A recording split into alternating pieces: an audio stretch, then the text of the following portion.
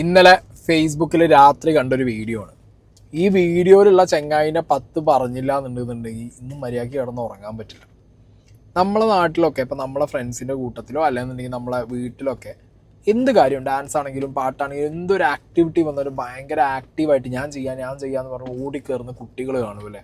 അപ്പം എൻ്റെ ചെറുപ്പകാലത്ത് ഞാൻ എങ്ങനെയാണെന്ന് വെച്ച് കഴിഞ്ഞാൽ എന്നെ പുഷ് ചെയ്യണം. ക്രിക്കറ്റ് ആണെന്നുണ്ടെങ്കിൽ ആദ്യം ബാറ്റ് ചെയ്യാൻ വേണ്ടി ഇറങ്ങിയിട്ട് ഓപ്പണിങ് കയറി നിന്നിട്ട് പറയും വേറെ ആരും നിൽക്കണം, ഞാൻ ചെയ്യും. ഏത് ആ ലൈനാണ് നമുക്ക് ഇഷ്ടപ്പെട്ട പരിപാടിയിൽ നമ്മൾ മുന്നിൽ വെക്കും. പക്ഷെ ചില കുട്ടികൾ കാണാം, ഡാൻസ് ആണെങ്കിലും പാട്ടാണെന്നുണ്ടെങ്കിലും എന്ത് പരിപാടിയാണെന്നുണ്ടെങ്കിൽ അവർക്കൊരു ഹരമാണ്. കുറേ ആളുകളെ കാണുന്നതും അല്ലെങ്കിൽ ഒരു വലിയ ക്രൗഡിനെ അഡ്രസ്സ് ചെയ്യുന്നത് ഭയങ്കര കോൺഫിഡൻസ് ആവും. ഒരു ജന്മനാൽ അത്രയും കോൺഫിഡൻ്റ് ആയിട്ടുള്ള ആൾക്കാരായിരിക്കും. അവർക്ക് ചിലപ്പോൾ പാടാൻ അറിയുന്നുണ്ടാവില്ല, ചിലപ്പോൾ ഡാൻസ് കളിക്കാൻ അറിയുന്നുണ്ടാവില്ല, ചിലപ്പോൾ നന്നായിട്ട് അറിഞ്ഞിട്ടായിരിക്കാം. ബട്ട് സ്റ്റിൽ 4 ആളുടെ മുന്നിൽ അവരുടെ കഴിവ് ഷോക്കേസ് ചെയ്യാൻ അവർക്ക് ഭയങ്കര താല്പര്യമായിരിക്കും. അതിനുവേണ്ടി അവർ ഇൻട്രസ്റ്റഡ് ആയിട്ട് അവർ തന്നെ മുന്നിട്ട് ഇറങ്ങും ചെയ്യും. ആരും പുഷ് ചെയ്യേണ്ട ആവശ്യമൊന്നുമില്ല. അപ്പോൾ ഇന്നലെ ഞാൻ ഫേസ്ബുക്കിൽ കണ്ട വീഡിയോ ആണ്. സ്റ്റേജിൽ ഒരു പ്രോഗ്രാം നടക്കുകയാണ്. അപ്പോൾ പാട്ട് പാടുന്ന ഒരു പ്രോഗ്രാമാണ്, ഒരു ഓർക്കസ്ട്ര ഉണ്ട് അവിടെ. അപ്പോൾ ഒരു കുട്ടി പാട്ട് പാടി പോയതിന് സംഘാടകരുടെ കൂട്ടത്തിൽ ഒരാൾ കയറിയിട്ട് വൻ ഷോ. ആ കുട്ടി അത് കേട്ടുകൊണ്ട് അവിടെ നിൽക്കുന്നുണ്ട്. ലിറ്ററലി ആ കുട്ടി എന്നല്ല, വലിയവരാണെങ്കിൽ പോലും ഞാൻ എന്തിനാണ് ഇപ്പോൾ ഇവിടെ കയറി പാടി, ഞാനൊരു അവസരം ചോദിച്ച് പാടിയിട്ട് ഇങ്ങനെയൊക്കെയാണല്ലോ പറയുന്നത് എന്നുള്ള ഫീലിംഗ് വരും. അത് ഭയങ്കര ഡിസ്റെസ്പെക്റ്റ്ഫുള്ളാണ്. കുട്ടിയാണെങ്കിലും വലിയവരാണെങ്കിലും ആരോടാണെങ്കിലും ഒരു കലാകാരനോടോ കലാകാരിയോടോ കാണിക്കുന്ന ഒരു ഡിസ്റെസ്പെക്റ്റാണ് ഈ പരിപാടി. ഇങ്ങനെ ചെയ്യുന്ന പലരും ഉണ്ട് നമ്മുടെ നാട്ടിൽ. ആളാവാൻ വേണ്ടിയിട്ട് 4 ആളെ കാണുമ്പോൾ ചാടി കയറി ഇറങ്ങി വണ്ടി ബോ എന്ന് പറയും. ആ വീഡിയോ ആണ്. ഈ കുട്ടി ഒത്തിരി സമയത്ത് പറയുന്ന കേക്ക്, സമാന്റെ കേക്ക്, എന്തെങ്കിലും പ്രതിവിധി ഉണ്ടല്ലോ, ധാരാളം സമയത്ത് കുട്ടി ഇവിടെ നിൽക്കുകയാണ്. ഞങ്ങൾ പാടിക്കാതിരിക്കുകയാണ്. അപ്പോ അതുകൊണ്ട് എനിക്ക് പൈസ എണ്ണിക്കൊണ്ട് തന്ന അദ്ദേഹമാണ് പറഞ്ഞത്, അറിയാമെങ്കിൽ ഒരു പാട്ട് പാടിച്ചോളാൻ പറഞ്ഞത്. ദാണ്ടെ ആ റെഡ് ഷർട്ട് നമ്മുടെ ഈ നാട്ടിലുള്ള ഒരു കുട്ടിയല്ല ഇത്. ഞങ്ങൾ ആദ്യമായിട്ടാണ് കാണുന്നത്. ഏതാ കുട്ടി? ആദ്യമായിട്ട് കാണുന്നതാണ് ഈ കുട്ടിയെ. നിങ്ങൾക്കറിയത്തില്ല, അതുകൊണ്ട് നിങ്ങൾ ഒത്തിരി ഡയലോഗ് അടിക്കണ്ട. ആരാ കുട്ടിയാ? ആരാ? പ്രസാദേ വേറെ ഇങ്ങോട്ടേ. ആരാ? ഏത് കുട്ടിയത്? ആരാ?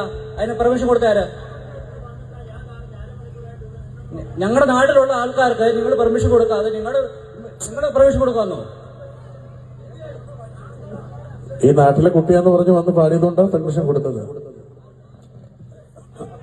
ഞങ്ങൾ കൊടുത്തത് ഇവിടുത്തെ നാട്ടുകാരാണ്. അവര് വന്ന് പറഞ്ഞതിനെ കൊണ്ട് ചുവന്ന ഷർട്ട് ചേട്ടമെന്ന് പറഞ്ഞുകൊണ്ടാ പാട്ട് കൊടുത്തത്. പറഞ്ഞതിനെ കൊണ്ടാണ് കൊടുത്തത്. ആ അതെ ആ.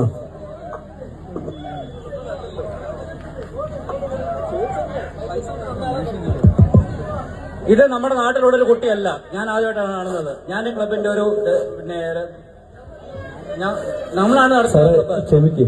അതിന്റെ ഞങ്ങൾ മാറ്റി ഇതുണ്ടെങ്കിൽ അത് ഇവിടെ നടത്തണ്ട ചേട്ടാ കേട്ടോ. പറയുന്നത് മനസ്സിലാക്കി. ഞങ്ങൾക്ക് ഈ കുട്ടി അതിൽ ഇവിടെ നിന്ന് പാടി ആരും അറിയില്ല. ഇവിടെ വന്ന് ചാൻസ് ചോദിക്കുമ്പോൾ സംഘാടകരിൽ ഒരാൾ വന്ന് ഒരു കുട്ടി ഉള്ളായിരുന്നു. ആ കുട്ടിയെ നമ്മുടെ പരിപാടി നമ്മുടെ ഒരു പാട്ട് പാടിപ്പിച്ചു. പിന്നെ ഒരു ചേട്ടൻ ഉണ്ടായിരുന്നു. ആ പുള്ളിക്കാരൻ നമ്മളൊരു പാട്ട് പാടിക്കാൻ ഒരു അവസരം കൊടുത്തു. ഈ കുട്ടിയെ ഞങ്ങൾക്ക് അറിയത്തില്ല. ഇതേ കുട്ടി മോടെ പേരെന്തോ? ഗായത്രി. വീട്ടുപേരെന്തോ? വീട്ടുപേരെന്തോ? എവിടെ? ആ ഓക്കെ, ശരി ഓക്കെ. എവിടെ? ചെരുവിള പുത്തൻമേട്ടില്. ക്ലബുമായിട്ട് ഒരു ബന്ധമില്ല കേട്ടോ. നിങ്ങൾ എന്തുകൊണ്ടാണ് അവർക്ക് അവസരം കൊടുത്തത്? ഇത്രയും സമയം ഞാൻ പറഞ്ഞില്ലേ, നിങ്ങളെ സംഘാടകർ വിട്ട അദ്ദേഹമാണ് പൈസ തന്ന ആളാണ് ഒന്ന് പറഞ്ഞത് പാടിച്ചോളാം. അപ്പോൾ ഞാൻ എന്ത് ചെയ്യണം? എനിക്ക് ക്ഷേത്രത്തിൽ ആർക്കും ബന്ധമില്ലെന്ന സാറേ ഒരു പാട്ടല്ലേ പാടി, അതങ്ങ് വിട്ടുകളാ. അതെന്ത് ക്ഷമ ചോദിക്കണം, ക്ഷമ ചോദിക്കാം. ഒരു കുട്ടി ഒരു ആഗ്രഹത്തിന് പാടിയതല്ലേ, ക്ഷമിക്ക് ദൈവം. മാപ്പിള ഞങ്ങൾ ക്ഷമിക്കുകയാണ്, ക്ഷമ ചോദിക്കുകയാണ്. അല്ല, ക്ഷമ ചോദിക്കുകയാണ് ദൈവം. ഒരു പാട്ടല്ലേ, ഒരു 5 മിനിറ്റത്തെ കേസല്ലേ. വിട്ടുകളാ നാട്ടുകാർക്ക് വേണ്ടിയുള്ള അവസരങ്ങൾ കൊടുക്കാതെ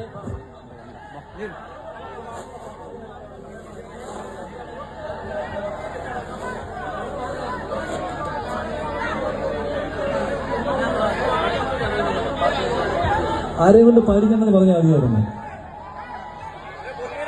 തീർച്ചയായിട്ടും നിങ്ങൾ തടയണം. ഈ നാട്ടുകാരെ കൊണ്ട് പാടിപ്പിക്കാൻ നിങ്ങൾ ഫസ്റ്റിലെ തടഞ്ഞായിരുന്നെങ്കിൽ ഞങ്ങൾ ആരെയും കൊണ്ട് പാടിപ്പിക്കത്തില്ല. നിങ്ങൾ തന്നെയാണ് അവസരം കൊടുത്തത്, നിങ്ങൾ തന്നെയാണ് പാടിപ്പിച്ചതും. അത്രേ ഉള്ളൂ. അപ്പൊ അടുത്ത പാട്ട് വേണമെങ്കിൽ ഞങ്ങൾ പാടാം. എന്തൊരു ഗതികേടാന്ന് വിളിച്ചു നോക്കുക ആ കുട്ടീൻ്റെത്. ആ കുട്ടീനോട് വീടെവിടെ നാടെവിടെ? ഒരു നാട്ടിൽ ചിലപ്പോൾ വാടകയ്ക്ക് വന്നവരായിരിക്കാം, ചിലപ്പോൾ റിലേറ്റീവിൻ്റെ വീട്ടിൽ വന്നവരായിരിക്കാം.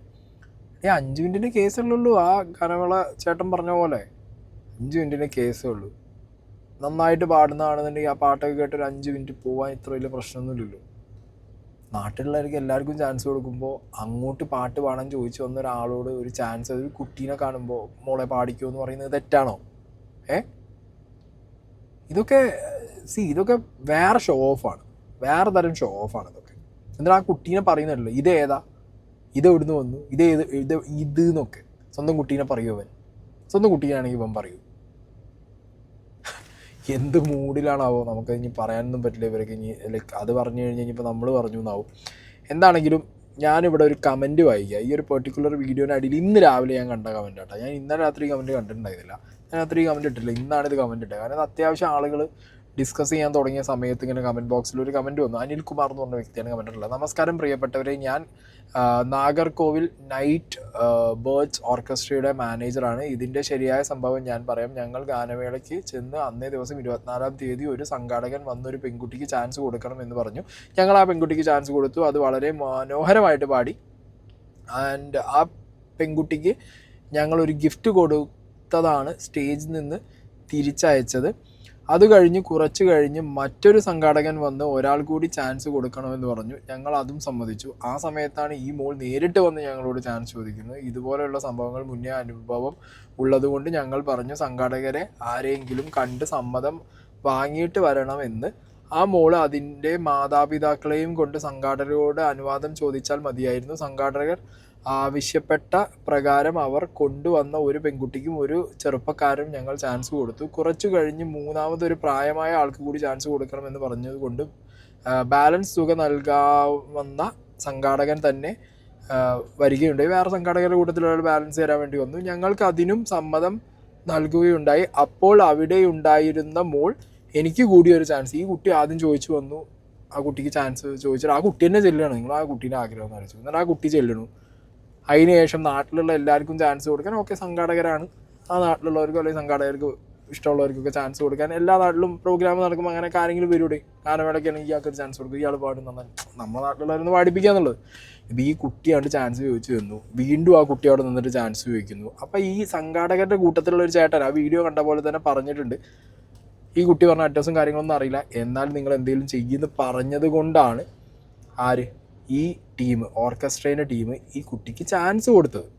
ഓക്കെ, ഇപ്പം ഇത് ക്ലിയറായിട്ട് ഇയാൾ എഴുതി ഇട്ടിട്ടുണ്ട്. അതായത് ഇവർക്ക് എന്ത് ചെയ്യാൻ, ഇവരുടെ പ്രശ്നമാണോ, പാടിയ കുട്ടിയുടെ പ്രശ്നമാണോ? ഒരു ടാലൻറ്റ്, ഒരു കുട്ടി, ആ കുട്ടി പാടിപ്പോവാണെങ്കിൽ പാടിപ്പോയിക്കോട്ടെ എന്ന് വിചാരിക്കാതെ ആ കുട്ടിയെ സ്റ്റേജിൽ നിർത്തിക്കൊണ്ട് ഇമാതിരി ഷോ കാണിക്കുന്ന ആൾക്കാർ.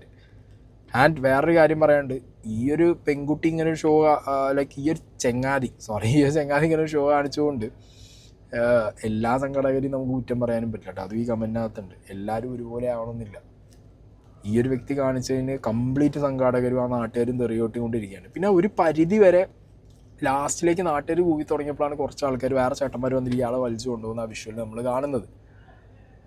അതപ്പോൾ ആക്ച്വലി കൈവിട്ട് പോയി കാര്യങ്ങൾ. കാരണം അവർ മാപ്പ് ചോദിക്കാണ്, പാടാൻ വന്ന ഗായകനായിട്ടുള്ള വ്യക്തി, ഓർക്കസ്ട്രയുടെ ഭാഗമായിട്ടുള്ളവർ അവർ മാപ്പ് ചോദിക്കുകയാണ്. കാരണം ആ കുട്ടിക്ക് ചാൻസ് കൊടുത്തതിന് മാപ്പ്, ഇത്ര വലിയ തെറ്റാണെങ്കിൽ മാപ്പ്, നാട്ടുകാർക്ക് കാര്യം മനസ്സിലായി.